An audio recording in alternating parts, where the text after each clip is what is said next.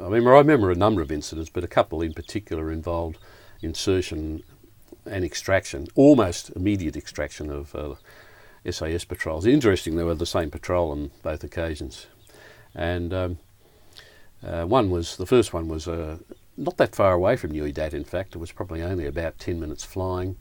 The intelligence information showed that it was a relatively subdued area, but the reason for these people to go in there was to have a look around. So we had gunship, US Army gunship support on this particular one, who had worked with us before. So we did the insertion. I was the number 2 aircraft, which was termed going down the mine. In other words, they were the aircraft that had the patrol on board and had to actually land in the confined area. So we inserted the patrol and we're departing the immediate area, going to a rendezvous area, and a patrol came up on their radio, and you could hear the firefight going on in the background, the transmission. And basically we'd put them in right in the middle, almost in the middle of as it turned out, a North Vietnamese company who were later suspected they were moving towards Nui Dat to launch some sort of attack. So the patrol were being fairly aggressively attacked and outflanked. They said they would try and make a break for it, break contact and go to an area, and asked us to stand by for a hot extraction, which of course we acknowledged. We headed back to the area. The gunships assessed where the enemy forces were and positions were marked and so on, and started to put suppressive fire down. I arrived in the area almost about the same time, and my assessment was that we had to get this patrol out fairly quickly before they expended their ammunition. They had an overwhelming force against them. They're going to be outflanked and overrun. The gunships expend their ammunition fairly quickly in those sort of situations, so we weren't going to have them if we left it too long. So I advised that I would go down there and get in there. The patrol leader said he thought they'd try and make a break for it, but there was some sense of relief in his voice, in his radio transmission. So I descended into the area and we got there, and the patrol broke contact from the tree line and came towards the aircraft, and our gunners were firing over the heads of the patrol, and we could see the enemy about 25 to 30 metres away in the tree line. And the patrol got on board. We did it. The normal thing was do a head count, so nobody was left behind, of course. And we could certainly hear lots of the enemy bullets cracking past. You know, if you could hear them, they're close. So we lifted out of there, which was fairly difficult because the aircraft was very heavy and it was a hot day. And we got back to Nui Dat and delivered the guys. One of the patrolmen had been slightly wounded, but nothing too bad. He was out for about a week. We shut down, checked the aircraft, and I was astounded. All of us were astounded that there was no damage on the aircraft. But the same patrol, we were inserting them into a different location in the province, which was a lot further away from Nui Dat. It was way out to the east, which was always a fairly active area when I was there with the enemy. So fuel was a much more critical situation from flying out and then getting back. So we didn't have too much fuel to hang about in the rendezvous area, but we were planning to be there about 10 minutes or so. So we inserted these patrol again into this area. It wasn't a nice landing area. It was a fairly rough one. It was essentially left over from a B-52 strike, so there was bomb craters and lots of fallen timber. And we didn't actually land on the ground. We landed on and just got hovering on top some fallen timber. Patrol disembarked, did their thing, and we went to the rendezvous area. And after about 5 minutes, up the patrol came. They were in contact again, requesting a hot extraction. All of us headed towards the area. Again, the gunships assessed where the enemy were in relation to the patrol and started setting up suppressive firing passes. This time the patrol had just said they want to come out and straight away, so they weren't going to try and break contact and run in that terrain in that area. There was a reasonably strong wind blowing, and with helicopters you really need to land and take off into wind.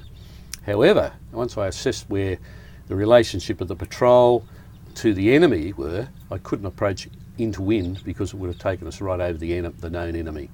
And again we could see them firing, And again, as it turned out, they were North Vietnamese who were always very aggressive. So we selected an area, approached downwind, and hovered above a pile of fallen timber, really.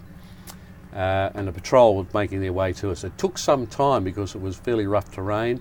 Now we were up in an exposed position on this fallen timber, a fairly high profile, so that attracted a lot of enemy fire. Patrol were having difficulty coming through all the fallen logs and so on. And of course, while we were there, we were then redirecting the gunships as we saw fit. Our gunners, of course, on board were firing as well. Now, patrol then started to clamber aboard.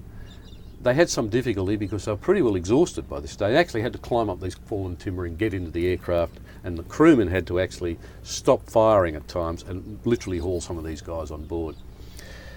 We could feel hits coming on the aircraft, numerous hits. There were some indications on the performance gauges that we were taking some hits with oil pressure fluctuations and so on.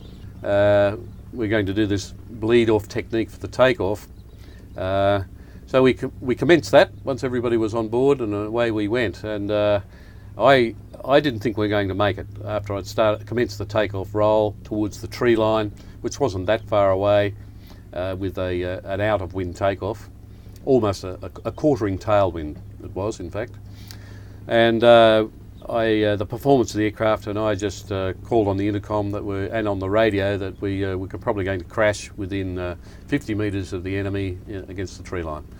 And anyhow, luckily we just got enough performance and climbed above the tree line through the tree canopy. We scraped the nose of the aircraft through the tree canopy, cracked a couple of the chin windows.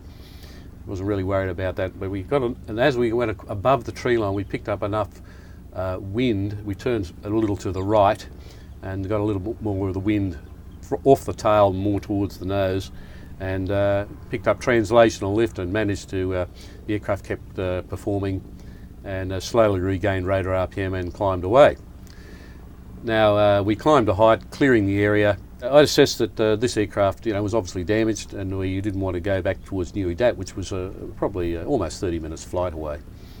So I headed towards the coast, which was the closest area. I thought at least if we got perhaps down near the beach, on the beach, we might put it on the beach if necessary, if it got that far. I got the crewmen to have a look outside the aircraft, and we certainly weren't surprised to hear them come back and report that there were numerous bullet holes down the back of the aircraft they could see, lots of oil coming out of the engine and transmission bay area, and that backed up our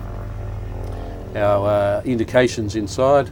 And certainly the engine oil pressure was fluctuating, and in fact had dropped fairly low, and the engine oil temperature had climbed up into the overheat area. So I was suspecting this engine was going to fail at some stage.